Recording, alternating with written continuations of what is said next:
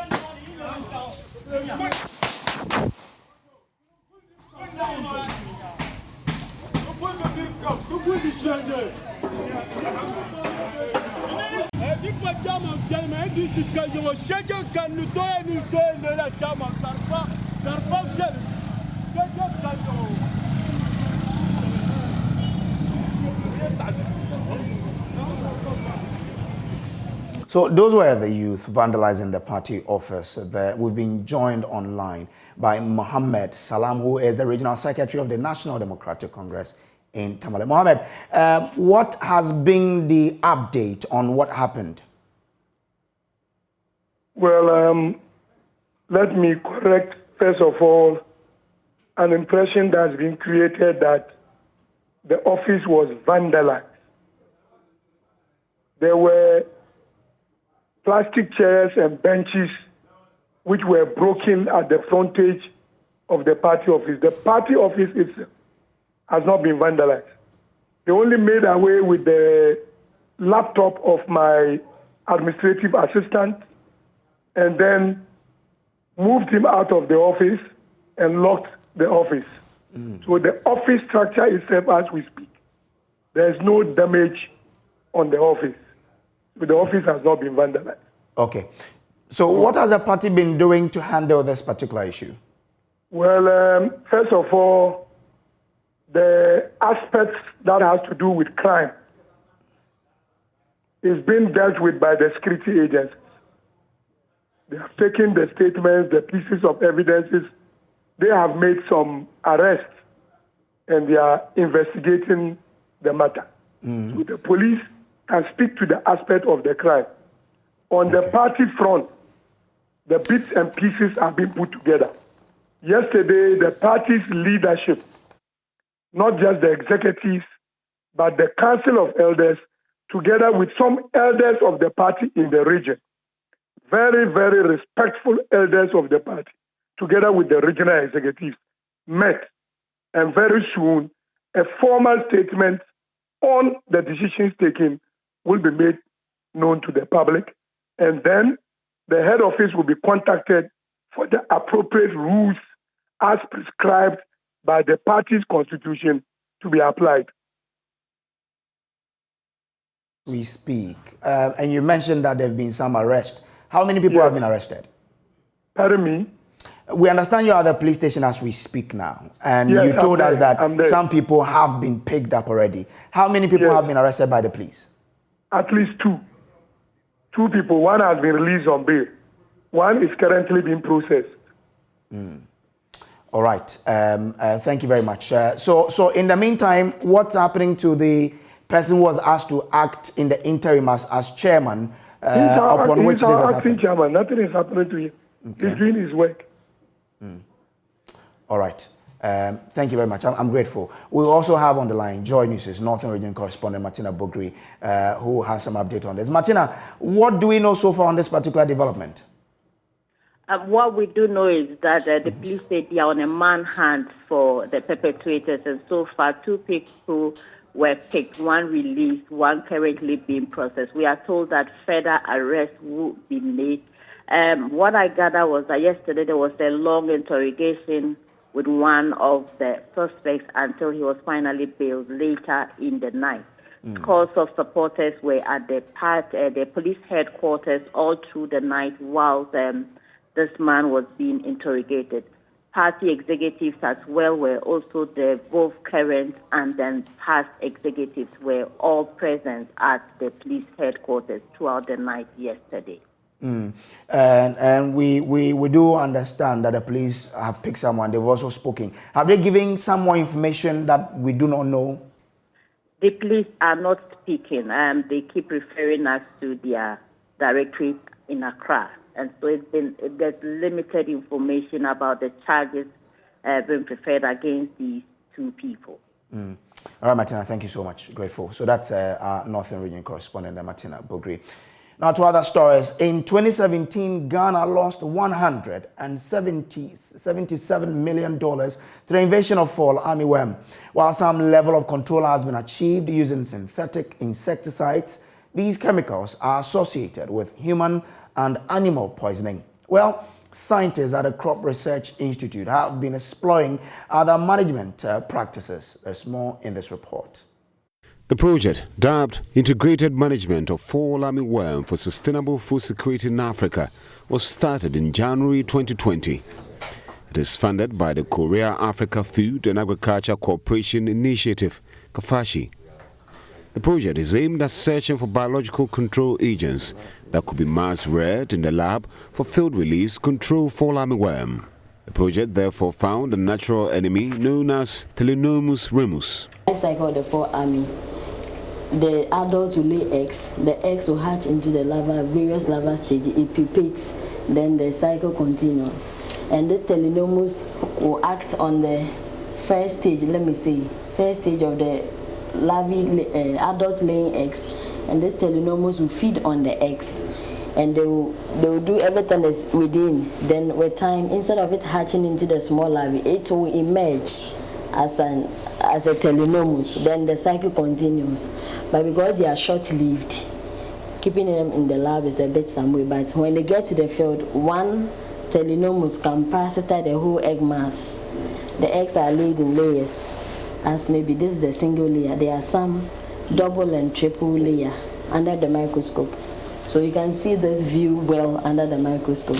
There's much assurance that 90% efficacy that this thing, if multiplied, will be able to curb the devastating effect this fall army has caused farmers.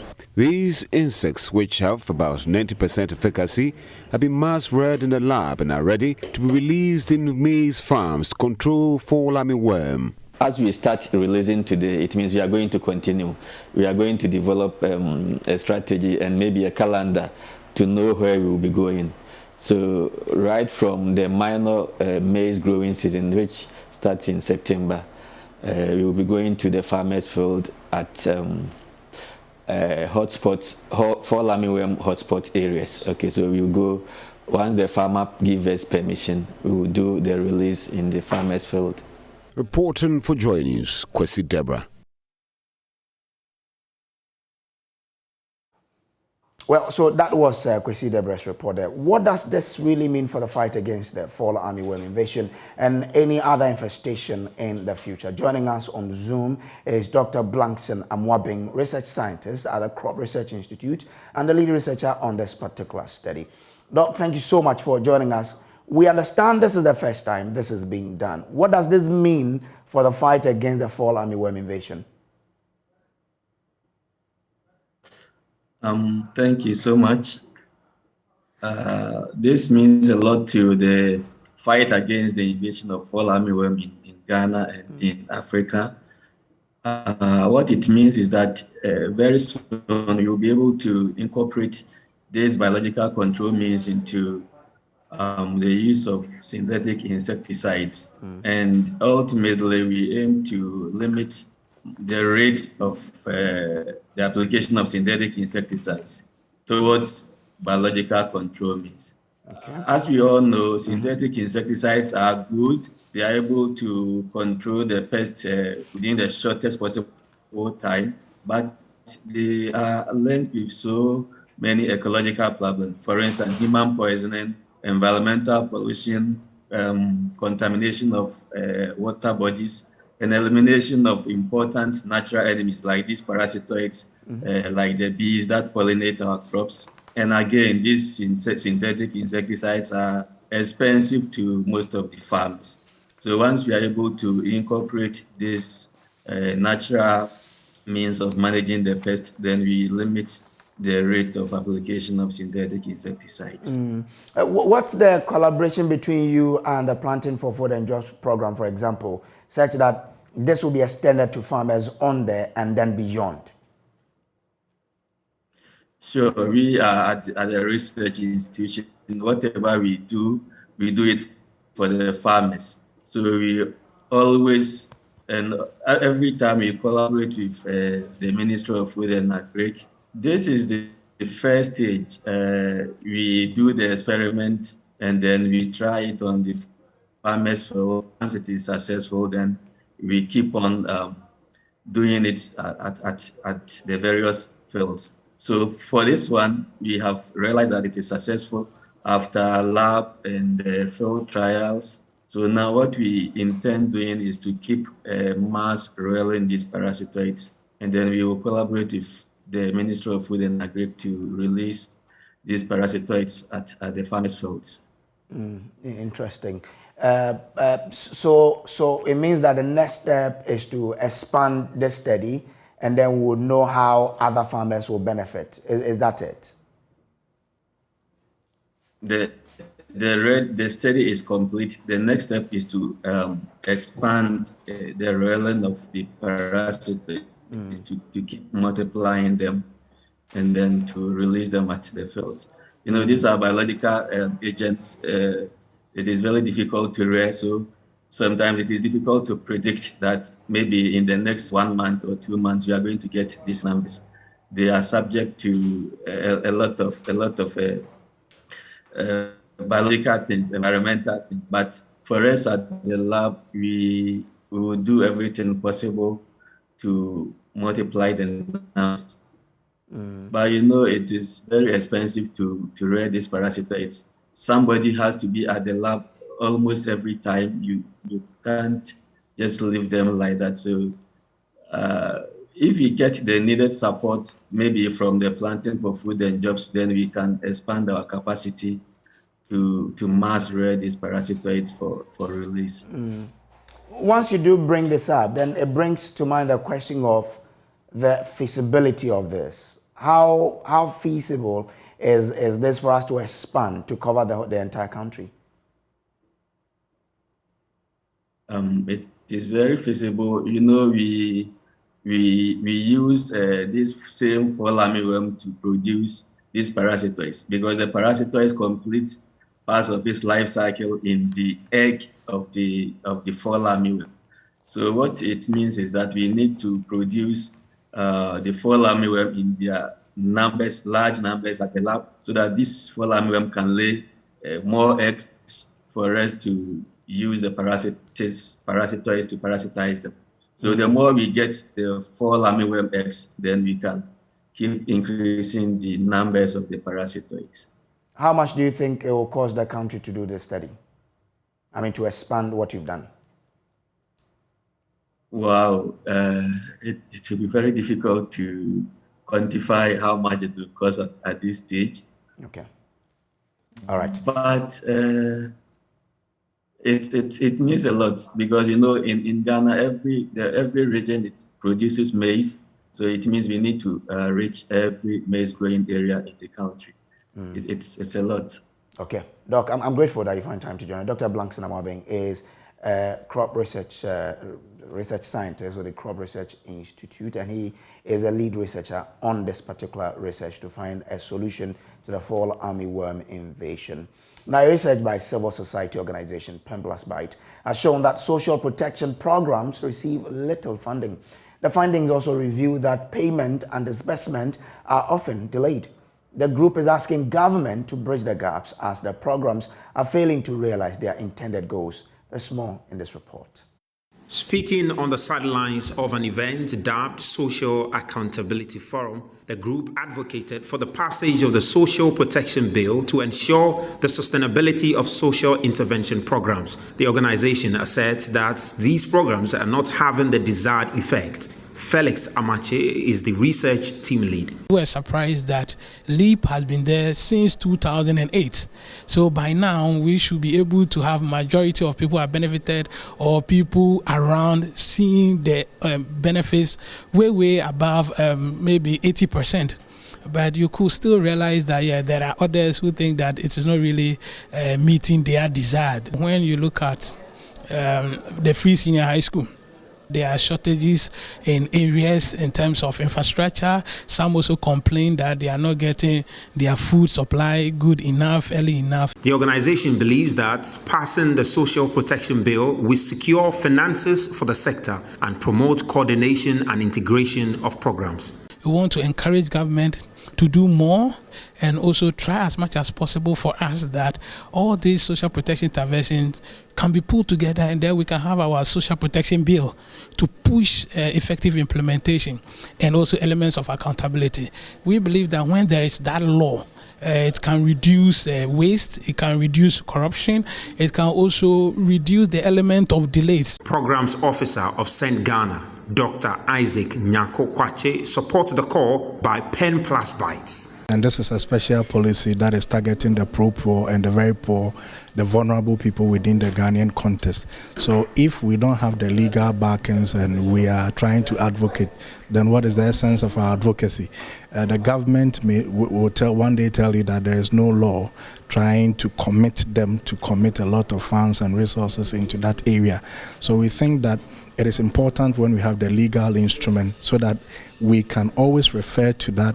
The organization also launched the Shortchanged app, which is to track government social protection policies. Efua Aprikwa Boafo's report read to you.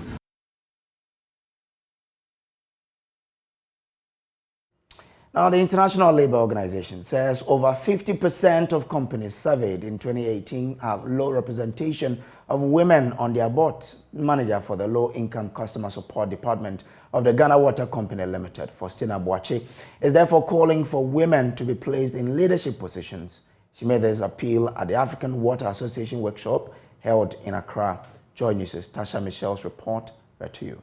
Speaking at the workshop, the Chief Manager for Low-Income Customer Development at the Ghana Water Company Limited, Faustina Boache, said it will take decades to achieve a gender balance in leadership positions. Last year, Ghana Water Company welcomed the addition of 3 new women to the ranks of Chief Manager in Ghana Water. Doubling the number of female Chief Managers should be applauded, but at the same time, we should not lose sight of the fact that women are greatly underrepresented in all levels in our dear company. So far, no level has reached the 30% mark, which is widely viewed as the critical mass needed to bring about positive change.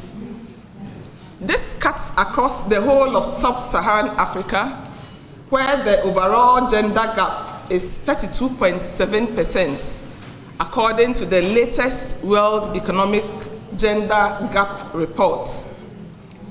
And if progress is kept at the current pace, it will take 121.7 years before the gender gap in sub-Saharan Africa is closed. Gender specialist for African Water Association, Letitia Akon, outlined the significance of the workshop. What we are doing here is doing a leadership training for the women, professional women within these utilities. So these utilities have a women network, which they call the Women in Water and Sanitation Professional Network. And these women have come together as a solidifiable front to help promote the agenda of women within this male-dominated sector.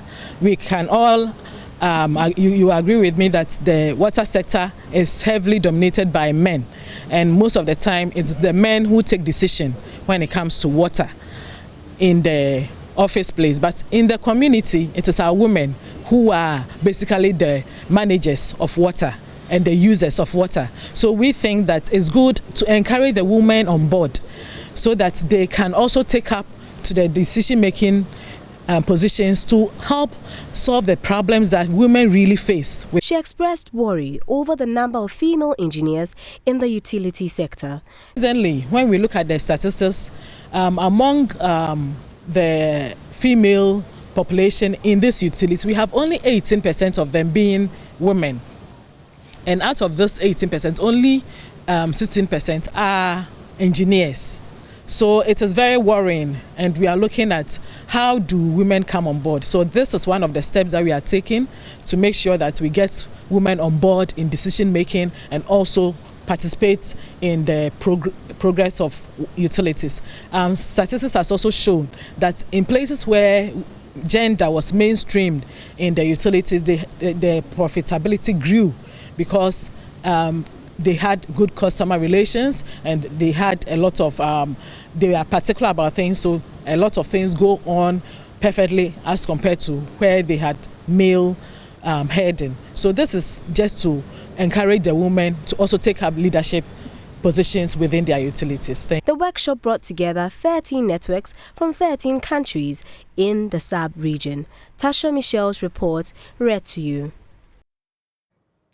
Now, Education Minister Dr. Yao Duchum is pledging government support for mission schools across the country, drawing on his personal experience with the Church of Pentecost helping him to establish schools across America. The sector minister says measures will be taken to support more mission schools across the country. The education minister also indicated that there are 32 STEM high schools yet to be completed and 7 technical institutions now being established that will transform the education system in Ghana.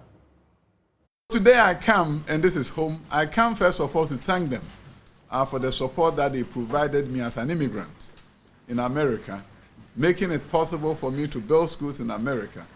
And beyond that, supporting me in my adventure in politics in Ghana. I count them as my backbone. And every support I need, I get it physically and spiritually. So I'm grateful to the church. But I also believe that I need to hear the perspectives of churches in Ghana. A number of times, some of them will pay courtesy call on me. But I believe I need to go to them. So this begins my adventure of what I call a listening tour, where I'm going to go to church leaders in their own premises and headquarters and ask them what they think about the job I'm doing and how I can do a better job, and also see how I can support them so their mission schools can succeed and provide the support even in a better way to serve this nation called Ghana. Many things are happening in the education space, and I have the wonderful opportunity of briefing them. The STEM high schools built across the country, the fact that we have 7 colleges or technical colleges under construction, almost 7 polytechnics under construction throughout Ghana as I speak with you. We have 32 STEM high schools about to be built. 10 of them will be started this year. We have STEM high school that we are operationalizing. There's a major transformation in education, so I spend my time looking at challenges that we face, how we solve them, but that is just 20% of my time. The other 80% is how we can truly change the education system to make it fit for purpose so that we can truly use education to transform the fortunes of this country. So today is a beginning of my dialogue with churches and with Muslim community and other religious persuasions as to how they can support me to deliver on the mandate of President Nana Addo Dankwa Akufo-Addo, the man who wants education to be transformed so badly and has given me the space and the opportunity and the resources to champion his agenda of education transformation for socioeconomic transformation. So church leadership, I'm grateful for the warm, very, very warm welcome. And I'm grateful that you gave me some pieces of advice, which I'm going to champion to make sure that the Ghanaian education space will be better than what I came to find. Let me take you to the Upper West region, where the President, Nana Addo Dankwa Akufo-Addo, has rounded his 3-day tour of the Upper West region, calling on the people, pledging to the chiefs and the people of the Upper West region to redeem all pledges made during the tour. He stated that though the New Patriotic Party continued to play second fiddle to the National Democratic Congress in most constituencies, that would do to deter him from delivering to them their part of the country's wealth. JoyNews' Upper West Regional Correspondent Rafiq Salam reports from Wa. Apart from the commissioning of the Keleo solar power plant in the Nadolo-Keleo district, other key programs which were in the itinerary of the President was the inspection of ongoing works on the construction of Agenda 111 hospitals in the region. 5 districts in the Upper West region are benefiting from the hospital project. One of them is the Dafema Bure Isa district, which until recently could only boast of the Isa Health Center as their last referral health facility. Patients who wish to seek higher medical health care at a hospital has to travel over 56 kilometers to either Wa or Nadoli. Paramount Chief of Isa, Najelku Ambawele, speaking through Na Bismarck, saw the construction of the district hospital as a good omen following earlier request to the President during his last visit to the district. President Akufo-Addo stated that despite the goodwill shown to the district by the New Patriotic Party NPP over the years, it has always been rejected at the polls by the people. That notwithstanding, they are of the firm belief that the country's resources should be shared equally, irrespective of which party one belongs. Time and time again, the people of Dafiama Isabusa voted NDC. Without one single kilometer of tarred roads, 7 times you have voted NDC. But since 2016, which is the first time since I came into office, since then, you are beginning to see tarred roads in Dafiama Isabusa constituency, even though still you don't vote for me. The last time the vote was small, the difference between us, but we are continuing the road development in Dafiama Isabusa. Roads and Highways Minister Kwesi Amankwata spoke of government plans of fixing the Fian Isaka Jikperi Wolembele Road. He called on the people of the area to reject the NDC and vote for the NPP, which has been delivering massive projects to them, but which they have continuously been rejecting.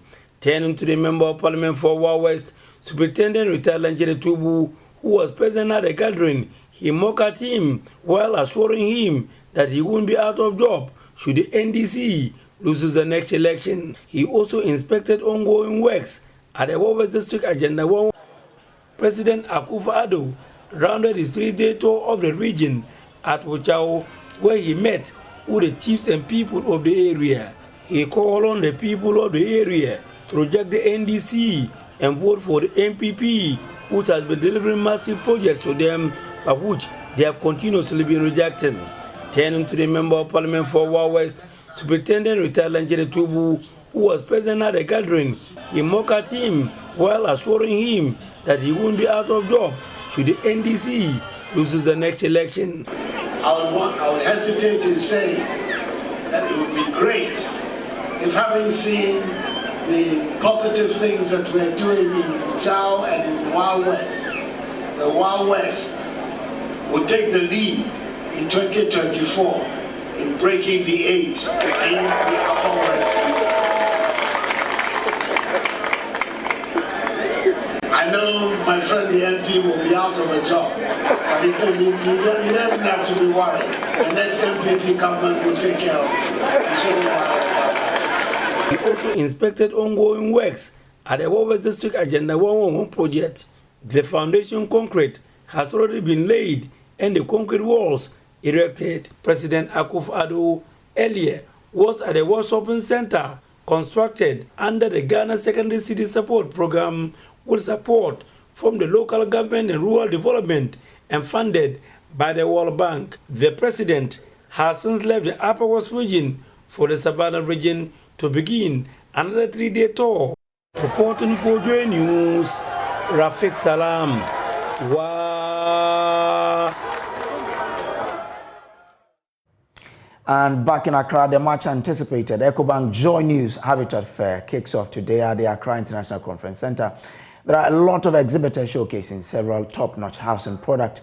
There are promises of more discount at the exhibition grounds. One of the exhibitors and one of Ghana's top real estate company, Gold Key Properties Limited, says its new project at Chado, Jolo in Cantonment will give homeowners real comfort and affordable luxury.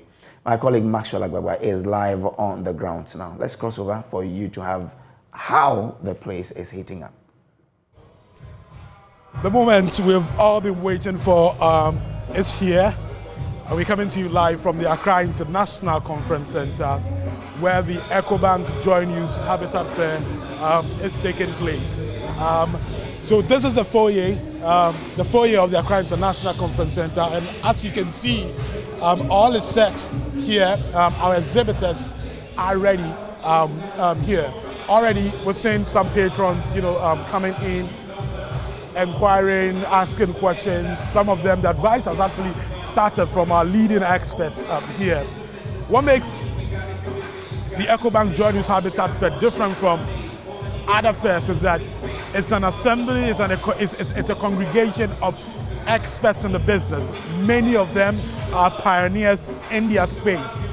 So we can talk about Interplast, we can talk about Duraplast, we can talk about global lighting, we can talk about Lakeside Estate, we can talk about DBS, DBS Industries Limited, experts when it comes to roofing.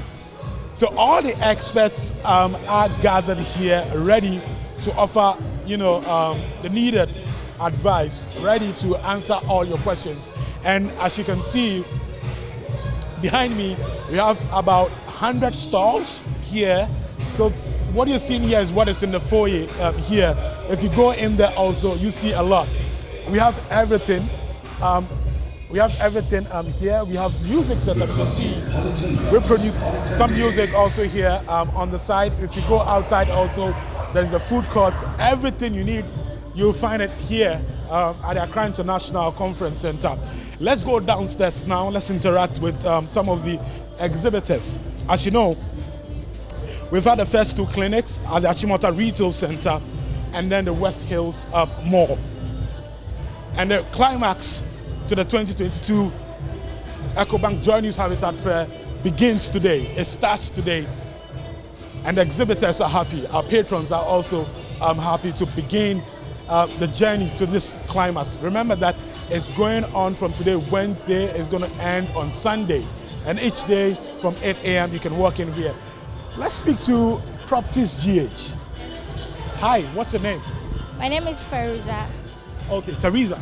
Feruza. Okay, what do you do with Properties? Okay, Properties GH is a web-based real estate marketing platform. We advertise real estate properties, lands, office spaces, warehouses, homes, and all that. So if you're a landlord and then you also want to sell your house, you can come to us. All you have to do is visit www.propertiesgh.com. We'll advertise your properties for you for free. Okay. So if, let's say, I want to buy a house right now, what I can also do is to go to Properties GH. Yes. Or you can download our mobile app at Properties GH on either Play Store or Google App Store. Okay. So you if you want to rent or buy or sell a property, you go to Properties GH. Yeah, you go to Properties GH. Okay. So when you download our app or you visit our website, there's a place for you to list your properties. You can list your properties. We advertise it for you for free at no cost. At no cost? Yes. Okay, so propertiesgh.com. Yeah, your property solutions without the hassle. Your property solutions without the hassle. Oh, okay. Thanks so much for talking. You're welcome. Okay. So that's Properties GH. Let's move to Lakeside Estate. Let's find out from them how it's going so far. Remember that the fair opened just about 2 hours ago. Let's talk to Daniel Deku. Daniel Deku is a salesperson with Lakeside Estate. Let's find out from him his expectations and what they are offering here. The last time we had a conversation, Daniel, you said that anyone who comes here gets what, 5% discount? 5% discount on all the house types, every house type. So what we are doing is that for this current exhibition, Lakeside Estate is giving 5% discount for every house type. Yes. So whoever comes here and then purchases a home from us during this exhibition, you are getting 5% discount. It's as simple as that. 5% discount on any house at Lakeside Hills? Yes, Lakeside Hills. Okay. Tell us a bit about Lakeside Hills. I've been there, and I told you about how I fell in love with the weather. I mean, the weather there, the serenity, I mean, everything there, top notch. For people who have not been there, what can you tell them about the Lakeside Hills Estate? Okay, so Lakeside Hills is a new community Lakeside Estate is developing. So that is Community 9 of Lakeside, located at Lakeside Hills. Yeah. So what we are doing is that we are creating a different community, a new one, an upgraded version of what we already have. So Lakeside Hills is going to have all the house types. The 2 bedrooms are going to be there. We are going to have the 3 bedrooms, the 4 bedrooms. We are going to have community park. There's going to be all the recreational centers. We are going to have the supermarkets, the shops, the kids' playground. Everything is also going to be there. And then the reason why we call that side Lakeside Hills is that side is actually up on the hill. Yeah. So the breeze over there, like you were saying, is very, very cool. I love it. I love it there. Yeah. So how do I start the process? If I'm interested in any of the houses, how do I start the process? So come here currently at the Habitat Fair. You pick a form over here, you come to the site, you select a particular house that you are interested in, and then we are good to go. Okay. Yes. Yeah. Thanks so much. And then don't forget about the 5% discount. The 5% discount. I'm definitely coming back here. Sure. So expect me. All right. Sure. Thank you. Yeah. So Lakeside Estates, as you can see, amazing discounts they have on offer, and that's what makes the EcoBank JoyNews Habitat Fair unique. Many of the exhibitors we've been speaking to, tell us that, see, if you come on a regular day, when you come to your shop, when you come to your offices, you're likely not going to get a discount that you are given here at EcoBank JoyNews Habitat Fair. So it's actually raining discounts here, a lot of discounts, here at the Habitat Fair. I had a conversation with Blue Rose, Apartment Blue Rose. They told me that 10% discount on all houses here at the EcoBank JoyNews Habitat Fair. You had Lakeside Estate, they also giving 5% discount. Virtual Security Africa Limited also, huge discounts. It is raining discounts here. Let's speak to a rep from Duraplus, Mr. Fori. Welcome to JoyNews again. Thank you, thank you. Tell me, you've set up, what are your expectations? Okay, we just came this morning. I think we were here around 8 o'clock. Yeah. And the day is very young. We are expecting maybe from 12 p.m. people will start trooping it. Yeah. Great, great. Yeah. The other time I was at your showroom, you took me around and showing me the modern chop box. Yes. You still have that here? Yeah. Okay, sure. Multi-purpose box. We can start from here. This is the big one. Okay. This is the large size. Okay. Yeah.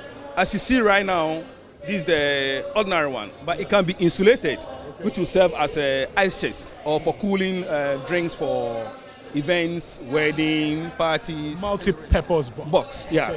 Okay. Then we can see the smaller sizes. Okay. This is the small one. Yeah. This is what you were telling me we can use as a chop box for school. Yeah. Chop box for school. It serves also as a tools box for factories, for workshop. This one also serves as a suitcase or trunk for school. And last time I was telling you, it comes with wheels under. Where so maybe from your car park to your dormitory, you can just. I want to see you demonstrate that. Do you have that one here? Yeah. Okay. Yeah. So if you are in senior high school, you want to go to school, arrive on campus in swag. This is how you can do it. Okay, so let's show it. Okay, so this is the modern. This is the modern chop box. And it comes in different colors. We have the yellow, we have green, we have blue, we have orange, we have the military green. Very nice colors. Okay. Yeah. So you are telling me that students actually can replace. This will serve as a trunk or a chop box. This serves as a trunk. This serves as a chop box. As a chop box. Okay. And what are the advantages? You were telling me the other time. Yeah. Cost is one. Two is durability. Okay. With the chop box, the wood of late after just a term, you see you get infested with some insects. And these insects can get into your gari, your sugar, or whatever. But with this one, we don't have anything like that. Secondly, you can wash it. At the end of every term or every semester, you can bring it home, clean it nicely because it's plastic. In just 30 minutes, 1 hour, it's dry. Then you just pack your stuff in it again. Okay? Good. Thank you very much for talking to us. We'll be coming back to you. Yeah. Okay, so you had then.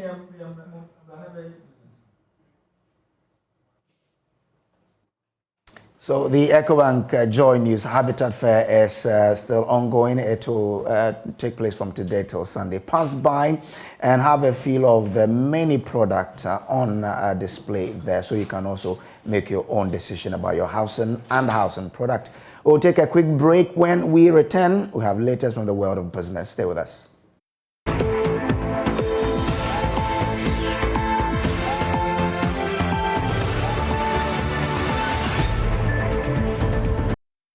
Hi, welcome to Business. My name is Darryl Kwao. The Managing Director of Bank of Africa, Kobi Anda, has expressed confidence that the current economic situation, which poses high risk of lending, will not last for long. According to him, banks have no option than to implement the various measures taken by the central bank to control rising inflation and slow down the depreciation of the cedi. He told Joy Business that although it's a difficult situation for both banks and customers, the challenges will be over soon. You know, the present economic situation presents a dilemma for banks in asset allocation. The decision you make is whether you should go for government securities, the yields there are very high, or you should go for what banks are typically formed for, that is to mobilize deposits and stimulate the economy through lending. The present situation presents enormous risk on the lending side. Interest rates are high. With the current rate of treasury bills, 28.5, etc., you can't lend below that. So a typical good corporate will be borrowing at 30%. Your worry is, can they use this lending at this cost productively and be able to pay you back?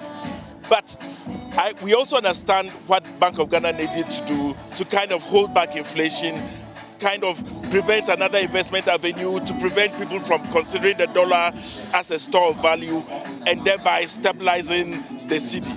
I think it's a storm we need to ride. I don't think this storm will last too long. And I'm sure if you look at the financial results of banks that were published on a quarterly basis, there's still a strong allocation of assets in private sector lending. So we'll be cautious, we'll be more cautious. We might factor in the risk into our pricing, but we'll still support the economy. Factoring in the risks into your pricing doesn't mean that the current rate that has been announced, you are quickly going to move into start implementing? You know, there's an automatic formula in what we call the GRR, which is a factor of the monetary policy rate, treasury bill rate, and other factors. So definitely, if the monetary policy rate has gone up to 21%, lending, the GRR will go up and lending will reprice. In other news, some senior high schools taking part in the ongoing Renewable Energy Challenge will be granted patent rights for the clean technologies they have created for cooking and food processing. This follows agreements between the Energy Commission, the Council for Scientific and Industrial Research, and the US-based Clean Cooking Alliance. The Renewable Energy Challenge aims to streamline renewable energy and energy efficiency for STEM education whilst encouraging creativity and mentoring among young students in Ghana's second cycle institutions. Here's more. This year's theme hinges on providing renewable technologies for clean cooking and food processing. The World Health Organization estimates an average of 4 million people die yearly from toxic pollution emanating from conventionally detrimental cooking processes using fuels. The Energy Commission, through its Renewable Energy Act 2011, seeks to promote efficient use of electricity and renewable energy resources to help the country in achieving the Sustainable Development Goal 7. Kofi Jakon is Director for Renewable Energy, Energy Efficient and Climate Change at the Energy Commission. The whole world is now moving away from fossil-powered economy to renewable-powered economies. And God being very gracious unto us, we have the renewable resources in abundance. It is the technology that we don't have. So we want to inculcate in these young ones the ability and the willpower to look around them, make use of local resources to turn the indigenous renewable resources that we have around to make them useful to the citizenry. Executive Secretary of the Energy Commission, Oscar Amonu Neza, revealed participating schools will enjoy patent rights to their technologies with mentorship and technical support from the Clean Cooking Alliance and Council for Scientific and Industrial Research. The interesting thing concerning this new, the third edition, is that all the successful projects or innovations that have been made, we will get CSIR to, and then Clean Cooking Alliance, that's an agency in the USA, to help them develop the projects to become commercially viable. And it's likely we'll also make them have patents to the products that they have invented, and definitely they are going to make some earnings out of those projects that they've done. So this is the way forward for this particular edition of the Senior High School Renewable Energy Challenge that we have done. Ghana Secondary Technical School's Tescan Smart Solar Oven and Business SHS Agricultural Waste Recycler won the respective Southern and Northern Zonal competitions. For Joy News, Emmanuel Bright Kweku reporting. And that's business. There's more coming up after this break. Do stay tuned.